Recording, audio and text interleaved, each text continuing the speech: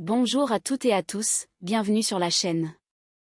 Aujourd'hui, on se retrouve pour l'épisode 490 de Plus belle la vie, un épisode dense, lourd, profondément chargé émotionnellement, dans lequel le Mistral semble avancer sur une ligne de crête, prêt à basculer à la moindre secousse.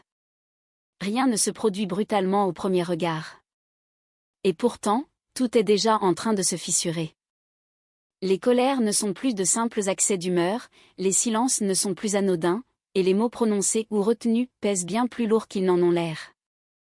Cet épisode 490 raconte avant tout la montée lente et implacable d'un danger, celui qui naît quand la souffrance n'est plus entendue et que les limites commencent à céder. Au cœur du Mistral, un adolescent en rupture accumule les erreurs, glissant pas à pas vers une situation qui pourrait lui échapper définitivement. Face à lui, une mère épuisée lutte entre culpabilité, inquiétude et instinct de protection, consciente que quelque chose lui échappe, mais incapable d'anticiper l'ampleur de ce qui se prépare.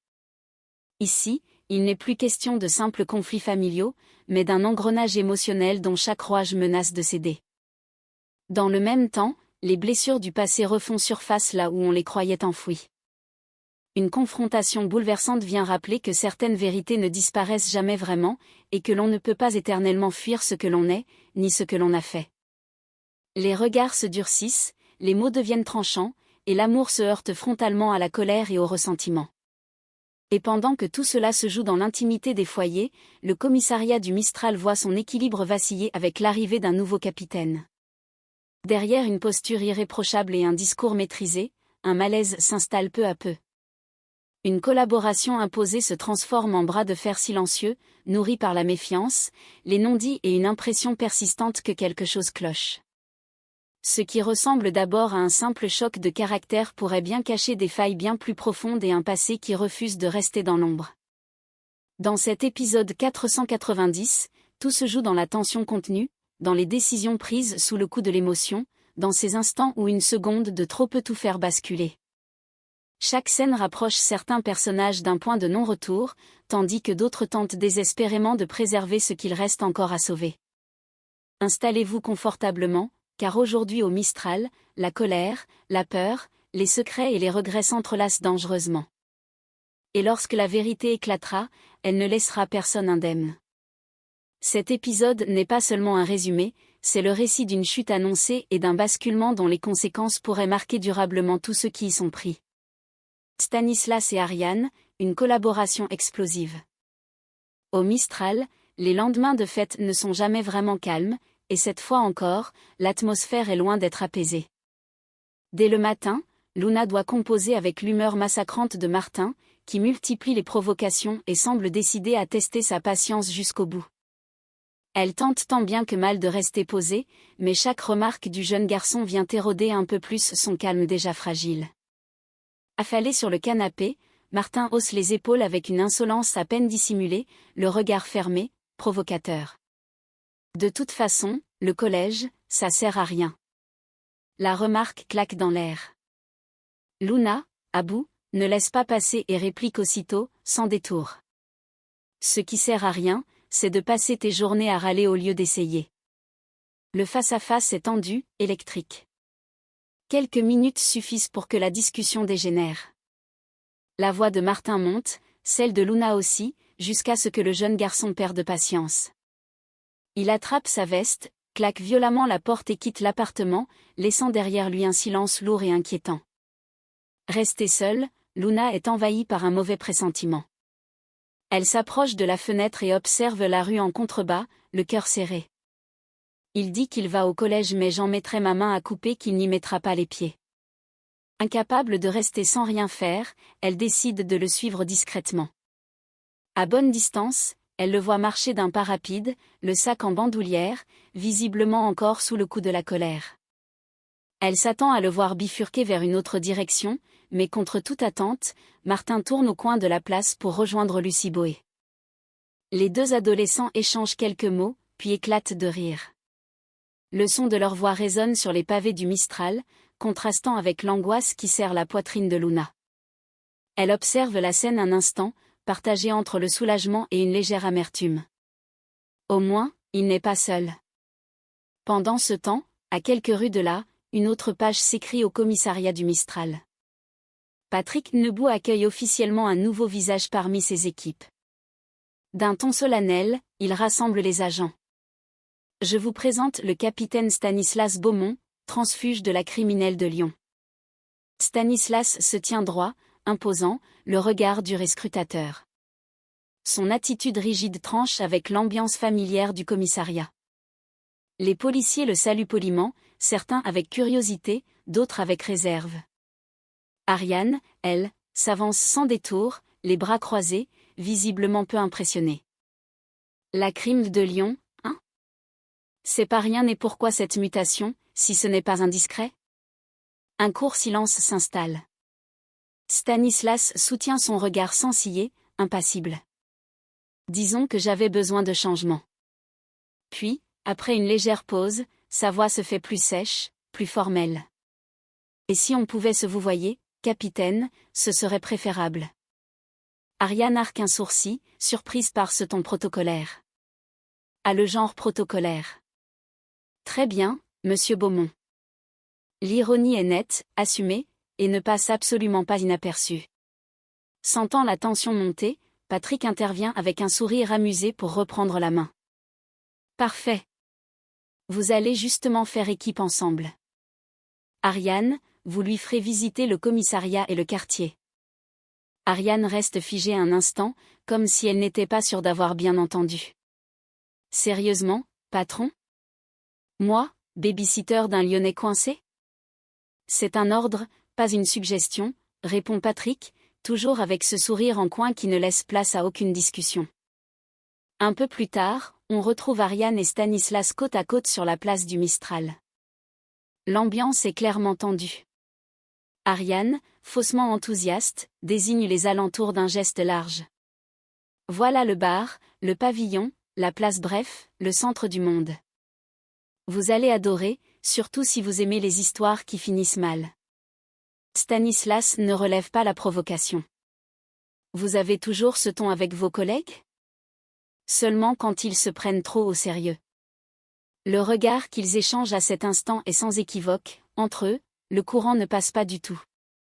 Pourtant, derrière cette opposition frontale, une étrange tension se dessine déjà, presque imperceptible. Et au commissariat du Mistral, beaucoup commencent à le pressentir, la cohabitation entre Ariane et Stanislas promet d'être aussi explosive qu'imprévisible. Sous le soleil pâle d'un après-midi d'hiver, Ariane et le capitaine Stanislas Beaumont terminent enfin leur tournée du quartier. Après des heures passées à arpenter les ruelles du Mistral, la policière tente, malgré tout, de détendre l'atmosphère, comme si elle cherchait à briser cette carapace trop rigide qui entoure son nouveau collègue. Bon, on a fait le tour des lieux sensibles, les points de patrouille, et même le bar de Thomas. Je vous préviens, ici, c'est un lieu hautement stratégique. Le ton d'Ariane se veut léger, presque moqueur. Pour la première fois depuis leur rencontre, Stanislas esquisse un sourire discret, à peine perceptible. Je prends note. Encouragé par cette minuscule ouverture, Ariane enchaîne, un brin taquine. Et maintenant, capitaine, je vous propose une étape absolument essentielle pour réussir votre intégration au Mistral, un bon kebab. Elle s'arrête devant le snack, déjà concentrée sur la carte et prête à passer commande. Mais en se retournant, elle se fige. Le visage de Stanislas s'est fermé brutalement. Son regard s'est assombri, comme s'il venait d'être happé par une pensée soudaine, lointaine, presque violente. Ça va? Vous avez l'air ailleurs. Il hésite une seconde avant de répondre. Non, juste je viens de me rappeler que j'ai un rendez-vous. Sa voix est plus grave, presque étranglée, sans la moindre trace de légèreté. Ariane fronce légèrement les sourcils, surprise par ce revirement. Ah d'accord. Je croyais qu'on mangeait ensemble. Une autre fois, peut-être. Sans insister, Ariane hausse les épaules. Elle récupère son kebab et s'éloigne, laissant derrière elle un malaise qu'elle ne parvient pas à définir. Mais dès qu'elle disparaît au coin de la rue, Stanislas vacille. Il s'appuie lourdement contre un mur, le teint livide. Il finit par s'asseoir sur un banc, la main crispée sur son front, comme si le sol se dérobait sous lui. Sa respiration devient irrégulière, saccadée. Une sueur froide perle lentement sur sa tempe, tandis que son regard se perd dans le vide, chargé d'un souvenir qu'il semble désespérément vouloir fuir. Pas maintenant, pas encore, murmure-t-il faiblement, presque pour lui-même. À quelques rues de là, l'ambiance est radicalement différente. Chez Chloé et Baptiste, la chaleur du foyer tranche avec la tension qui règne ailleurs au Mistral. La porte s'ouvre brusquement sur Thomas, un large sourire aux lèvres et une enveloppe à la main, visiblement de bonne humeur. Devinez qui m'a écrit depuis ses vacances ? Charles Duvivier ? Répond Chloé, amusée. Bingo. Il m'envoie une carte postale du Jura. Il dit qu'il pense à nous et qu'il compte bien revenir pour la galette des rois. Baptiste éclate de rire. Il est incorrigible, ce Charles. Même en vacances, il garde le contact. Thomas dépose la carte sur la table, puis se tourne vers Chloé avec une sincérité désarmante, bien différente de son attitude passée. Chloé, je voulais vous dire quelque chose. Je me suis trompée sur vous. J'ai été nulle injuste. Touchée, Chloé esquisse un sourire timide. Vous avez juste été protecteur, c'est tout. Peut-être, mais j'aurais dû vous faire confiance plus tôt. Un silence doux s'installe dans la pièce. Baptiste observe la scène, soulagé, heureux de sentir la tension enfin retomber. Thomas reprend alors, plus chaleureux. Alors voilà, on se retrouve tous ensemble pour la galette, d'accord ? La famille, les amis, les Marcy, les Duvivier, tout le monde. Après ce qu'on a vécu, on mérite bien un moment de paix. Chloé hoche lentement la tête, les yeux légèrement embués. Oui, pour une fois, que ce soit juste un vrai moment de bonheur. Et tandis qu'au Mistral la vie semble reprendre son cours, une impression étrange continue de flotter dans l'air. Si certains retrouvent peu à peu la lumière, d'autres, comme Stanislas, paraissent déjà glisser vers une ombre bien plus profonde. Sur la place du Mistral, le vent froid de janvier fait voler quelques guirlandes oubliées, vestiges des fêtes passées. Yann attend, nerveux, les mains enfoncées dans les poches de son manteau, guettant l'arrivée de Chloé et d'Elena. Lorsqu'elles apparaissent enfin, marchant main dans la main, son cœur se serre brutalement. Chloé, je veux juste lui parler. La voix de Yann se veut posée, presque suppliante, mais l'urgence qui la traverse ne trompe personne. Chloé serre aussitôt un peu plus fort la main d'Elena, comme pour la protéger physiquement de cet échange qu'elle refuse. Non, pas maintenant. Yann inspire profondément, tentant de garder contenance. Pourtant, sa voix tremble lorsqu'il reprend. Je suis son père, Chloé. J'ai le droit de lui parler. Tu as perdu ce droit le jour où tu m'as trahi, réplique-t-elle, glaciale, sans détour. Elena passe son regard de l'un à l'autre, visiblement perdue, incapable de comprendre la violence silencieuse qui se joue sous ses yeux. Baptiste, resté en retrait jusqu'ici, s'avance doucement, mesurant chacun de ses gestes. Viens, Elena. On rentre à la maison, d'accord ? La petite fille obéit sans protester. Avant de partir, elle se retourne une dernière fois vers sa mère. Chloé lui adresse aussitôt un sourire rassurant, qu'elle force malgré l'émotion, puis attend qu'Elena soit hors de portée avant de se tourner de nouveau vers Yann. Écoute-moi bien. Je ne veux plus te voir, ni toi, ni tes mensonges. Tu as assez fait de mal comme ça. Tu ne pourras pas m'effacer, Chloé. Que tu le veuilles ou non, je suis son père. Oui, mais un père, ça se mérite. Et toi, tu ne mérites rien. Les mots tombent comme un coup près, lourd, définitif. Yann baisse les yeux, incapable de répondre, comme vidé de toute réplique possible. Chloé, sans ajouter un mot, tourne les talons et rejoint Baptiste et Elena, laissant derrière elle un homme figé, broyé entre la colère, l'humiliation et un profond regret. Un peu plus tard, à l'infirmerie du commissariat, l'ambiance est plus feutrée, mais tout aussi chargée. Babette s'affaire autour de Luna, assise sur une chaise, visiblement fatiguée. Elle consulte le tensiomètre avec attention. Tension à 10,6. C'est pas dramatique, mais c'est un peu bas. T'as mangé ce matin ? Luna esquisse un sourire las. Juste un café et un sermon de Martin. Babette soupire, compatissante. Ah, Ton ado préféré? Il est exécrable. Il me parle comme si j'étais une gardienne de prison. Et moi, je m'épuise à lui trouver des excuses. Tu sais, Luna, parfois, faut pas chercher à comprendre, faut juste respirer. Luna laisse échapper un léger rire, sans réelle joie. Facile à dire quand on n'a pas un ado qui vous dit qu'il préférerait être ailleurs. Il le dit, mais il reste, non? C'est qu'il t'aime bien, au fond. Luna hoche lentement la tête, pensive, un peu apaisée par ses paroles. Pourtant, au fond d'elle, une inquiétude sourde continue de la ronger. Martin lui échappe, et elle sent confusément qu'il cache quelque chose. Et ce genre de pressentiment, Luna le sait d'expérience, ne la trompe jamais. De retour dans l'appartement du Mistral, Luna tourne en rond, les bras croisés, tiraillée entre la colère et l'épuisement. Depuis qu'elle a annoncé à Martin qu'il allait devoir changer de ville et de collège, le jeune garçon est devenu incontrôlable. J'en ai marre. Vous décidez toujours sans me demander mon avis. Hurle-t-il avant de claquer violemment la porte de sa chambre.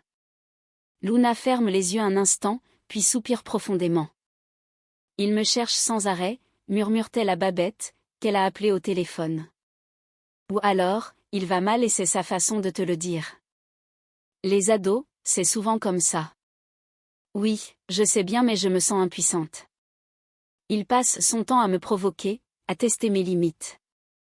À cet instant précis, le téléphone de Luna sonne de nouveau. Son cœur se serre. Elle regarde l'écran avant de décrocher. C'est Idriss. Sa voix est ferme, légèrement tendue, comme s'il savait déjà que la conversation ne serait pas simple. Luna, je t'appelle pour Martin. Il a encore fait une bêtise. Quoi encore? Louisa est venue déposer plainte. On lui a volé son téléphone, et devine quoi? Je viens de le localiser sur Martin. Les mots d'Idriss résonnent comme un coup de massue. Luna reste figée, incapable de répondre sur le moment. Non, pas encore. Si. 2 vols en 3 semaines, ça commence à faire beaucoup. Je vais devoir intervenir. Idriss, laisse-moi lui parler avant, s'il te plaît. Luna, je t'aime bien, mais là, on ne peut plus le couvrir. Je passe dans la soirée. La communication se coupe. Luna reste un instant le téléphone à la main, le visage livide. Mon Dieu, dans quoi il s'enfonce encore? Murmure-t-elle, submergée par l'angoisse. Pendant ce temps, à quelques rues de là, Chloé confie son désarroi à Baptiste, assis en face d'elle dans le salon. Ses mains tremblent légèrement tandis qu'elle tente de retenir ses larmes. J'ai la haine, Baptiste. Yann ne lâchera pas. Il est prêt à tout pour reconnaître Elena, même après tout ce qu'il m'a fait. Baptiste la regarde avec une bienveillance sans faille. Je comprends mais tu ne pourras pas empêcher Elena de savoir. Autant que ce soit toi qui lui dises la vérité, plutôt qu'un avocat ou un juge. Tu crois que c'est le bon moment? Elle est encore si fragile. Justement. Si elle apprend ça par quelqu'un d'autre, elle se sentira trahie. Chloé ferme les yeux, profondément bouleversée. J'ai peur de la perdre comme j'ai perdu tout le reste. Baptiste pose doucement une main sur la sienne. Tu ne la perdras pas, Chloé. Dis-lui simplement la vérité avec ton cœur. C'est la seule chose que Yann ne pourra jamais lui voler. Le silence retombe dans la pièce. Dehors, les guirlandes de Noël s'éteignent une à une, comme si la magie des fêtes s'effaçait lentement. Et au Mistral, entre colère, peur et amour, chacun semble désormais lutter contre ses propres démons.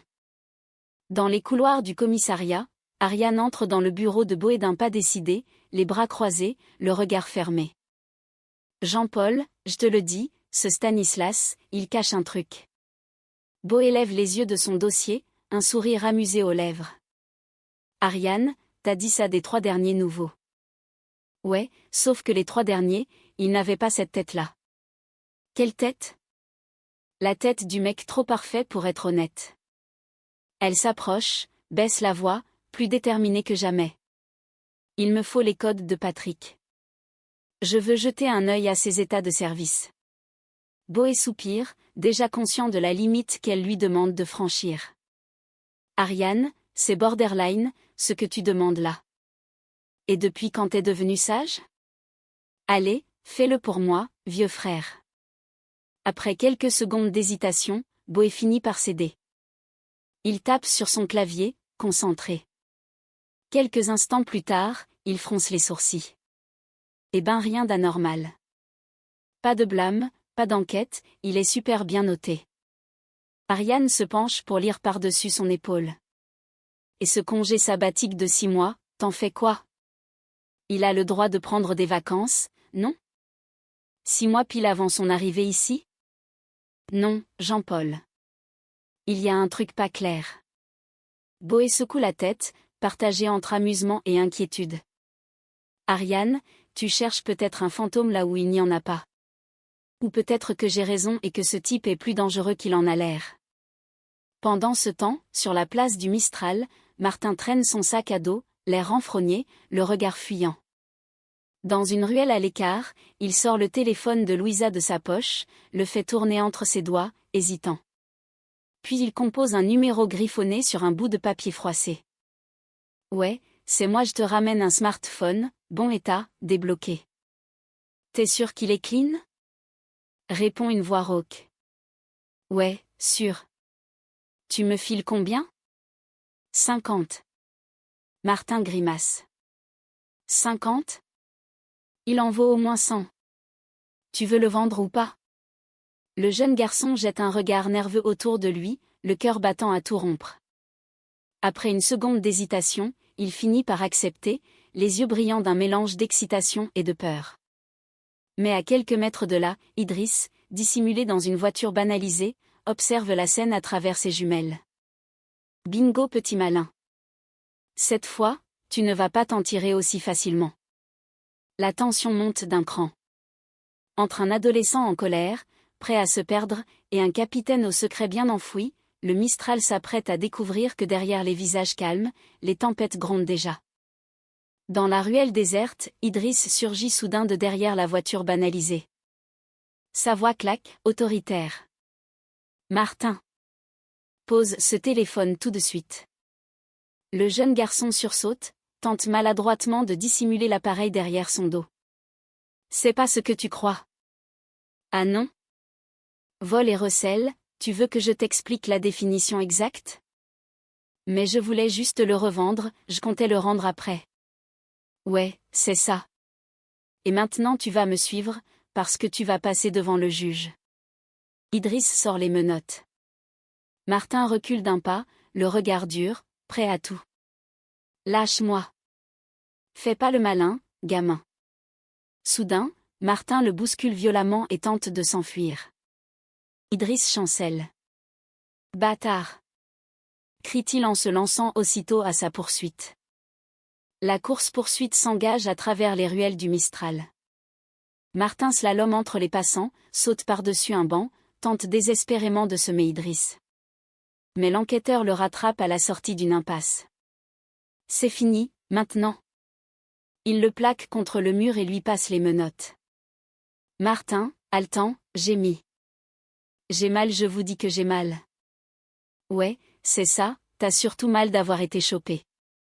À cet instant, Stanislas arrive sur les lieux, alerté par la radio. Qu'est-ce qu'il se passe ici? Un petit comédien qui simule, capitaine. Il voulait m'échapper, mais c'est fini. Martin, le visage livide, chancelle de nouveau. Je vous jure, je me sens pas bien.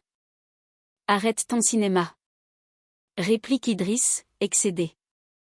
Mais soudain, le jeune garçon s'effondre lourdement sur le sol. Idriss et Stanislas échangent un regard de stupeur. Merde. Martin? Idriss se baisse aussitôt, vérifie son pouls. Il respire à peine. Sa voix se brise, gagnée par la panique. Besoin d'un médecin, tout de suite. Appelle les secours. Au loin, la sirène d'une ambulance retentit. Et tandis qu'Idriss, bouleversé, tente de maintenir Martin conscient, il comprend qu'il vient peut-être d'aller trop loin. La colère cède brutalement la place à la peur, celle d'avoir franchi une ligne qu'on ne peut plus jamais effacer. Avant de refermer cet épisode 490 de Plus belle la vie, une chose s'impose, au Mistral, rien n'est jamais totalement anodin. Ce que nous venons de traverser n'est pas une simple succession d'événements, mais le reflet de choix difficiles, de silences trop lourds et de blessures qui refusent de cicatriser. Chacun des personnages avance désormais avec un poids supplémentaire sur les épaules. Certains ont cru bien faire, d'autres ont agi sous l'emprise de la colère ou de la peur, mais tous se retrouvent confrontés à une même réalité, on ne peut pas éternellement fuir les conséquences de ses actes.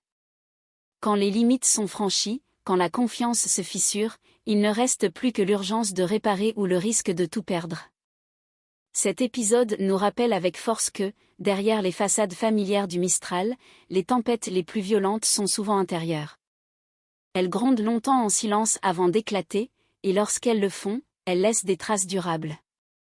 Entre culpabilité, regret, instinct de protection et secrets enfouis, chacun se retrouve face à ses propres failles. Et alors que certains tentent encore de croire à un apaisement possible, une question demeure, n'est-il pas déjà trop tard pour revenir en arrière ? Les décisions prises aujourd'hui façonneront les drames de demain, et le fragile équilibre du Mistral n'a jamais semblé aussi menacé. Merci d'avoir suivi ce résumé jusqu'au bout. Si vous souhaitez continuer à décrypter les intrigues, les tensions et les basculements à venir, n'hésitez pas à rester avec nous. Car une chose est certaine, au Mistral, le calme n'est souvent que le prélude à une nouvelle tempête.